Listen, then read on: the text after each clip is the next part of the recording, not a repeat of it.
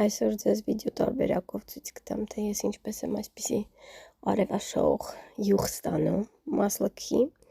ուրեմն անպայման սա շատ կարևոր քայլ է, որ պետք է արվի, կարագը, ես գնում եմ նորզելանդական կարագ, անպայման աղ ենք անում, խոշոր աղ, և թողնում ենք 2 օր գոնե։ Ինչի համար է սա արվում, որպեսզի հետագայում, երբ որ մենք կարագը հալեցնում ենք, իրանից ավելնորդ հեղուկը և ավելնորդ սպիտակուցները նստում են տակը և փրփուր չի առաջանում այդ զանգվածի վրա և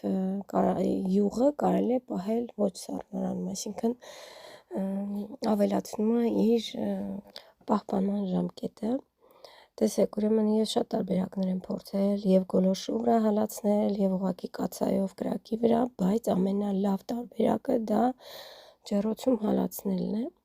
Ուղղակի աղը անում եք, թողնում եք 2 օր և հետո 150-180 աստիճանի տակ դնում եք ջեռոց։ Ահա տեսեք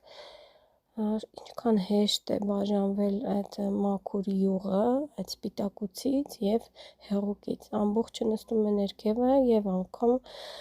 ոչ մի կաթիլ փրփուր չի լինում վրան, այսպիսի մաքուր յուղ ենք ստանում։ Ջեռոցում մոտավորապես մնում է 1 ժամ, մի փոքր ավել, երբ որ տեսնեք, որ արդեն յուղի գույնը գեղեցիկ, մաքուր, զուլալ է, ուրեմն յուղը արդեն պատրաստ է, բայց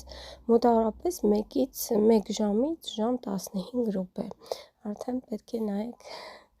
ինքներդ և այսպես վայելեք ամենաօգտակար յուղը։